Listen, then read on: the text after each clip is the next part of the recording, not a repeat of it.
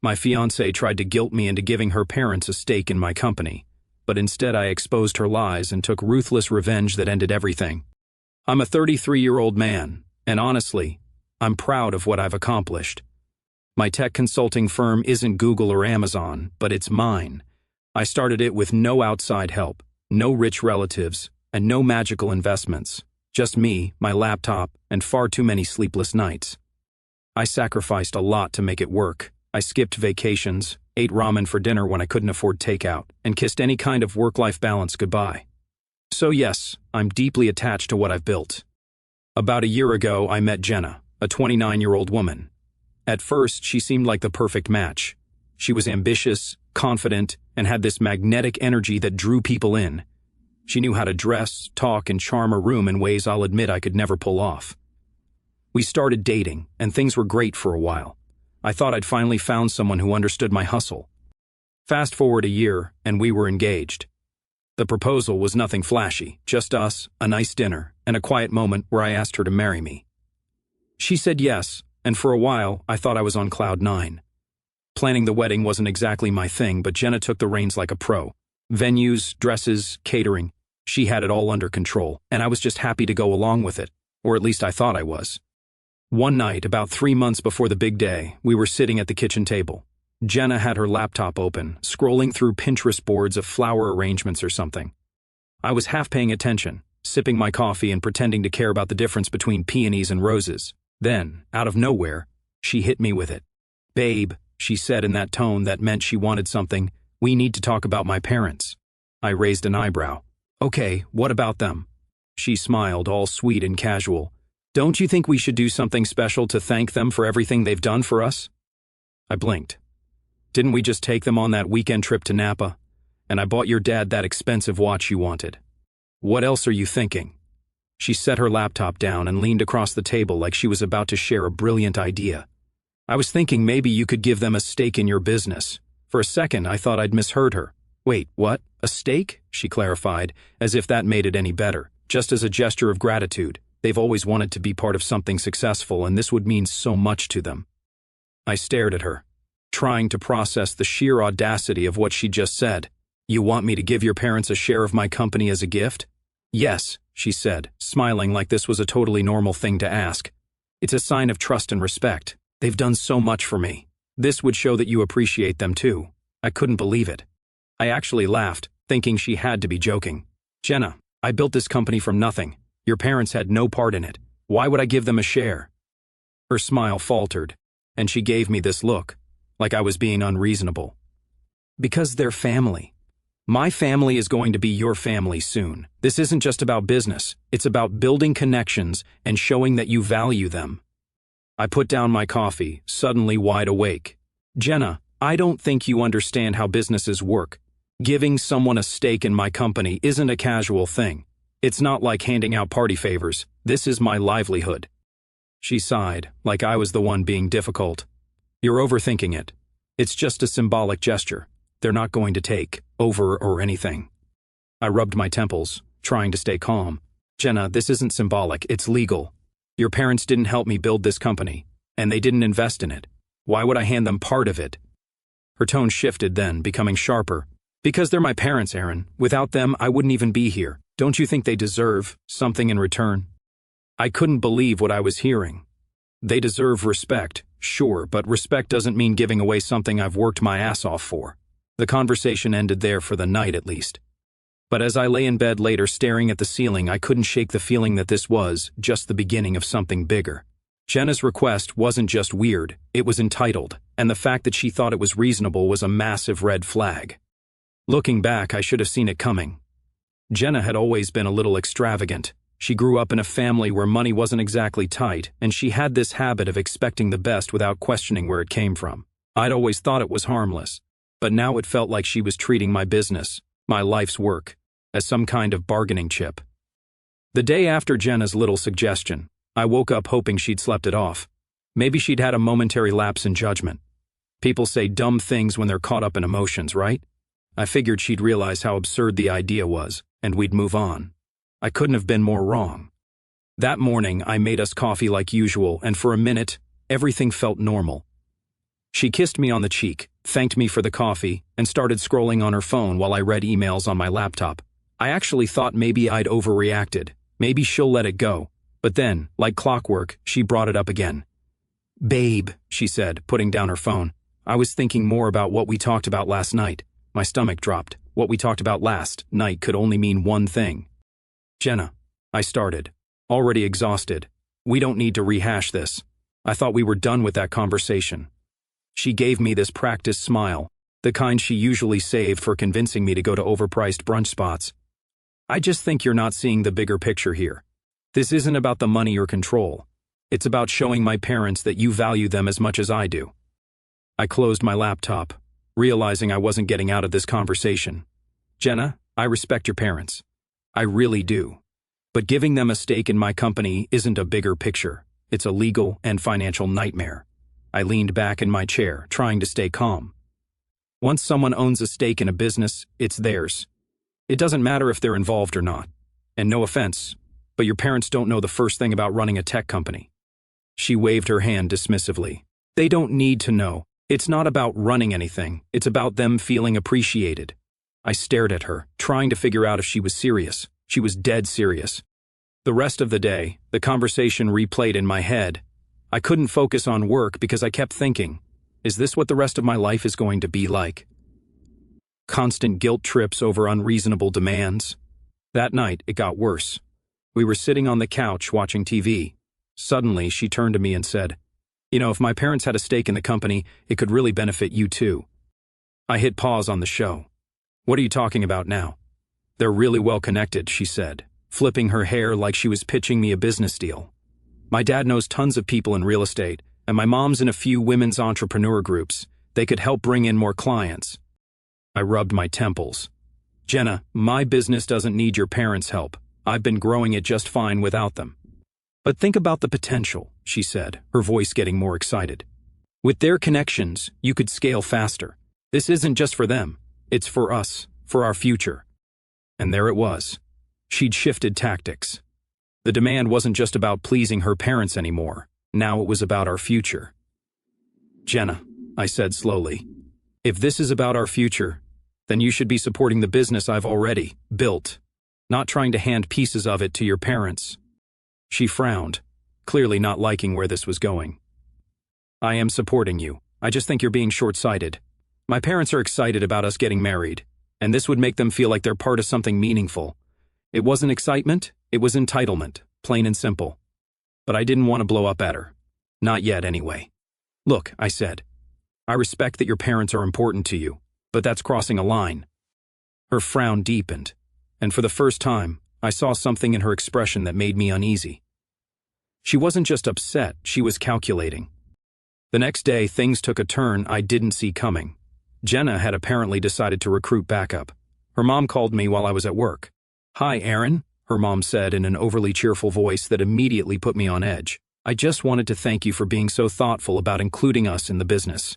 Jenna mentioned your idea, and we're so touched." I nearly dropped my phone. Excuse me?" "Don't be modest," she said with a laugh. "Jenna told us you're thinking about giving us a stake in your company as a wedding gift. It's such a generous gesture. You're truly part of the family already." I was so stunned I couldn't speak for a second. Then I managed to stammer, "I think there's been a misunderstanding. I never agreed to anything like that." Her tone shifted instantly. "Oh, well, that's not what Jenna said." "Yeah, well, Jenna and I haven't exactly come to an agreement on this," I said firmly. "And frankly, I'm not comfortable with the idea." Her mom went silent for a moment, then said, "I see. Well, I hope you'll reconsider. This would mean a lot to us." I ended the call, my blood boiling. Jenna had gone behind my back and sold her parents on an idea I'd flat out refused. When I got home that night, I confronted her. "Why did your mom call me about the business?" Jenna didn't even look guilty. "I thought it would help if you understood how much this could mean to them. Sometimes people need a little encouragement." "A little encouragement?" I snapped. "You made it sound like I'd already agreed to this."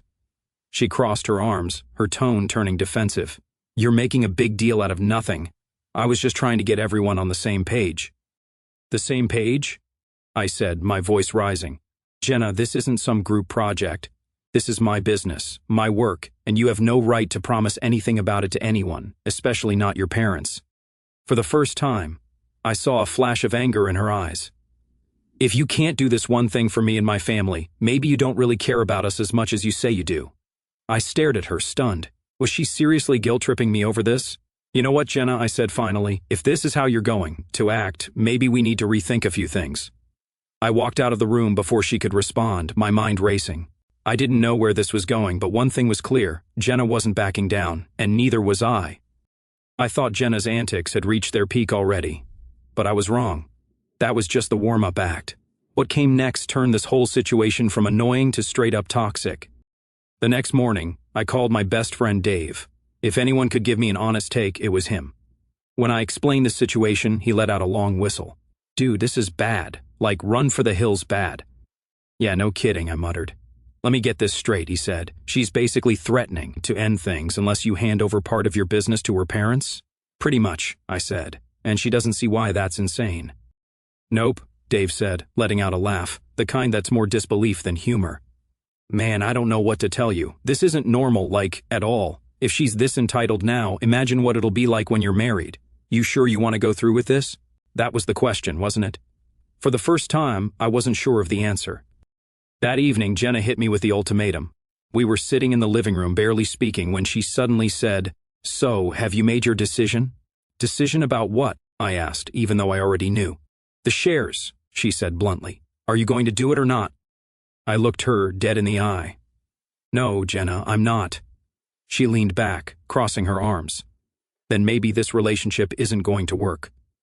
For a moment, I just stared at her, trying to figure out if she was bluffing, but her expression told me she wasn't. Maybe it's not, I said finally. Her eyes widened, like she hadn't expected me to call her out. You're seriously willing to throw everything away over this? I could ask you the same thing, I said. You're the one making unreasonable demands and threatening to walk away when you don't get your way. What kind of foundation is that for a marriage? She didn't answer. Instead, she stood up and walked out of the room. As I sat there in the silence, I realized something. This wasn't just a fight. This was a turning point, and no matter how it ended, things were never going to be the same. After Jenna's ultimatum, I spent the next day walking around in a fog. My mind was spinning. I couldn't concentrate on work, and I kept replaying our argument over and over again. I knew something had to change, but I wasn't sure what. Should I fight harder to make her understand? Try to compromise somehow? Or was this whole relationship doomed? Then I remembered my lawyer, Olivia. She wasn't just a legal expert. She was a friend who had been through some messy situations herself. If anyone could give me solid advice, it was her. I called Olivia and told her I needed to talk. She didn't even hesitate. Come by my office this afternoon, she said. We'll figure it out. When I walked into her office, Olivia greeted me with a grin and a coffee. All right, Aaron, what's got you so rattled?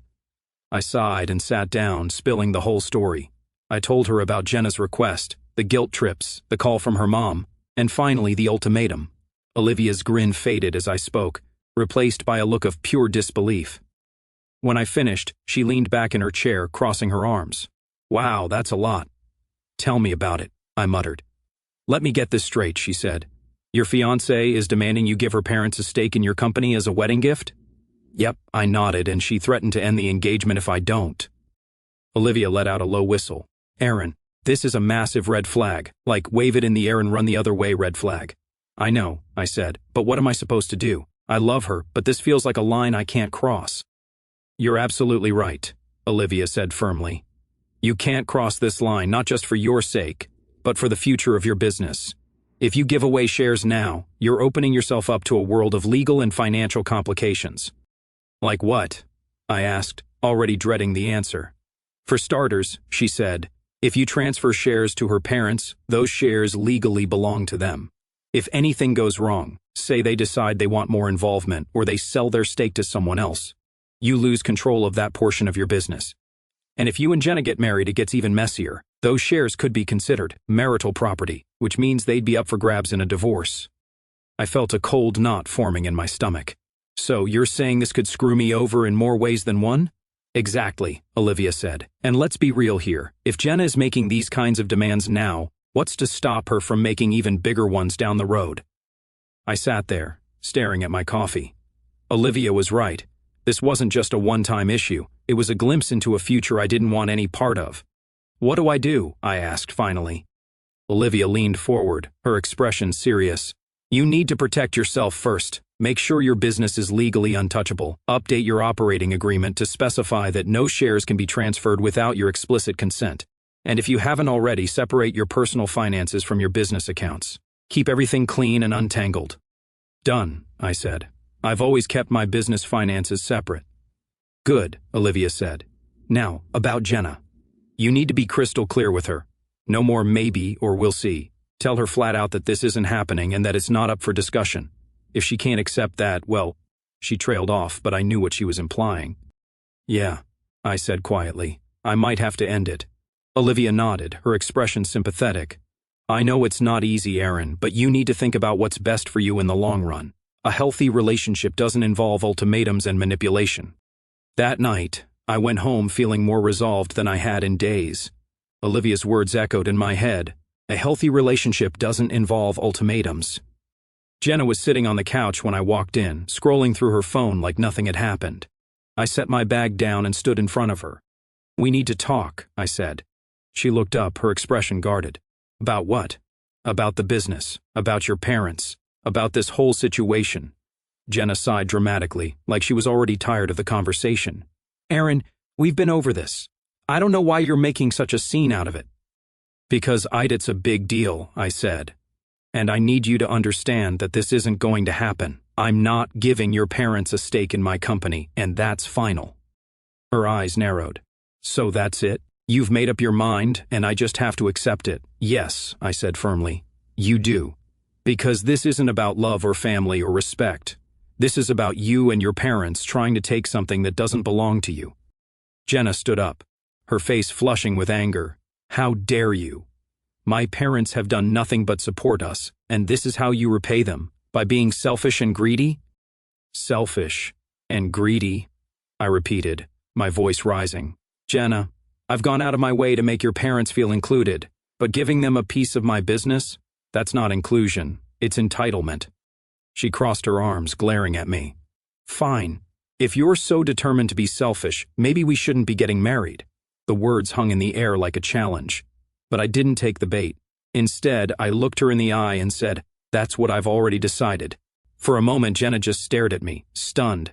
She clearly hadn't expected me to stand my ground.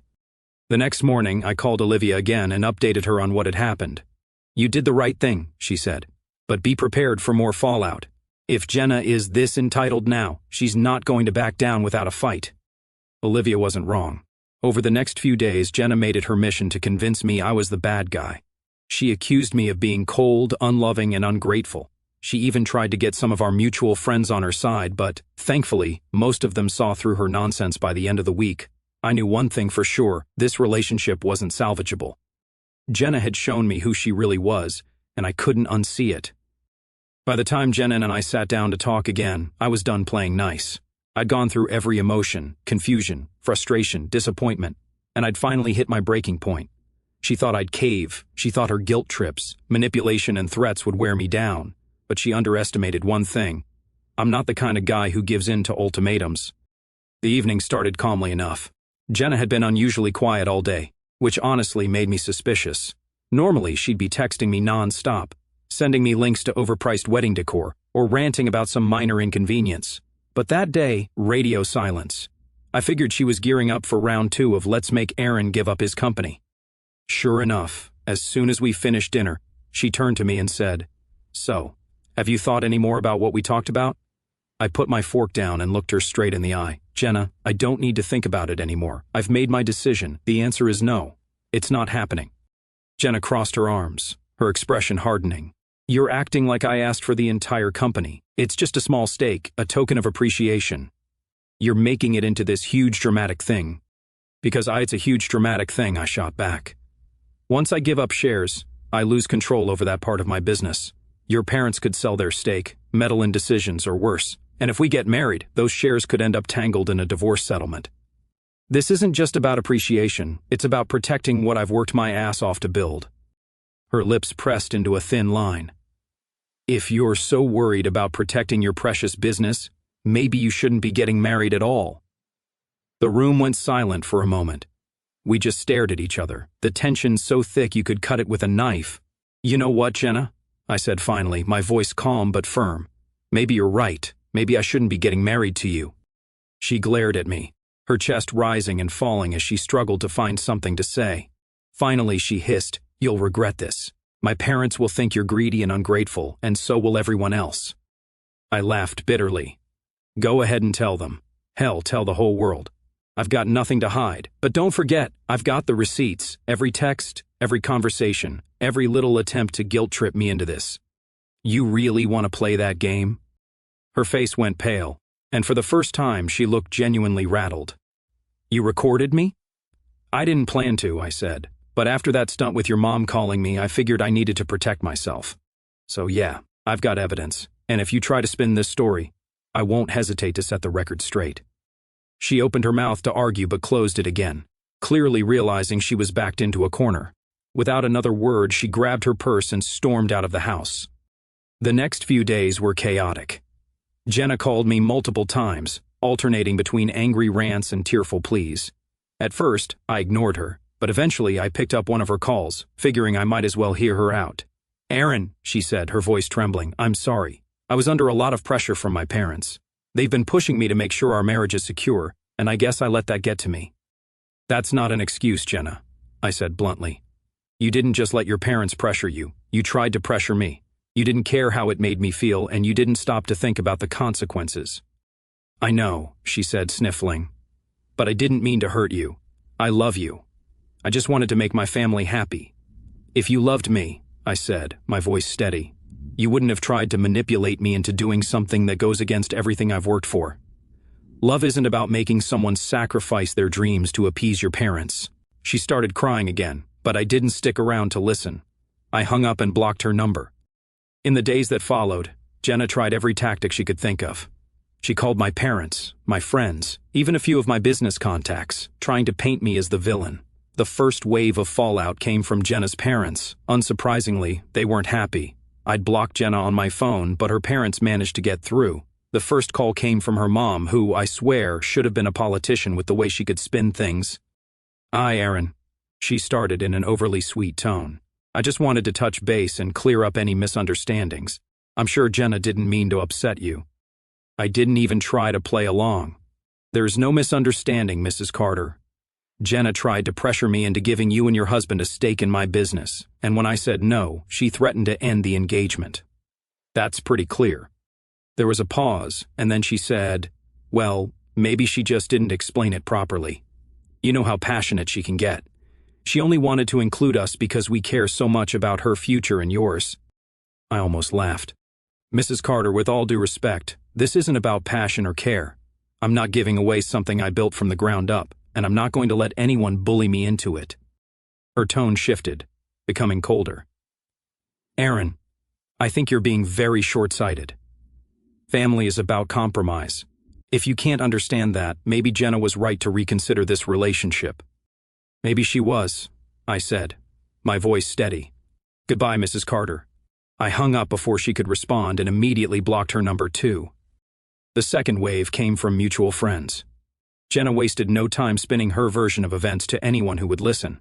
According to her, I was a control freak who didn't value family and refused to share the success I supposedly owed to others. It didn't take long for some of those friends to start reaching out to me, wanting to know my side of the story. One friend, Emily, texted me, "Hey Aaron, I heard some things from Jenna and I just want to understand what's going on. Did you really call off the engagement because she wanted to involve her parents in your business?" I sighed and decided to nip this in the bud. I texted back, "Emily, here's the short version. Jenna demanded I give her parents a stake in my company as a wedding gift. When I refused, she threatened to end the engagement. I wasn't about to be manipulated like that, so I walked away. I have proof if you want to see it." To her credit, Emily replied quickly, "Wow, that's not the version I heard. Thanks for explaining. I'm sorry you're dealing with this." That was the pattern with most people. They'd reach out after hearing Jenna's twisted narrative, but once I shared my side, and sometimes a screenshot or two, they realized the truth. A few people stayed neutral, which was fine with me, but most were supportive. And Jenna? She was losing allies fast. The third wave was Jenna herself. After her attempts to rally support fell flat, she shifted tactics. Suddenly, I was getting emails and voicemails full of apologies and sob stories. "Aaron, I'm so sorry," one voicemail began, her voice trembling like she was on the verge of tears. "I let my parents get into my head, and I pushed you too far. Please, can we just talk? I love you, and I don't want to lose you." I deleted the voicemail without replying. Love? Was that what she called trying to manipulate me into giving away a piece of my company? If this was love, I wanted no part of it. Another email came a few days later, this one more desperate. "Aaron, please. I made a mistake. I was under so much pressure and I wasn't thinking straight.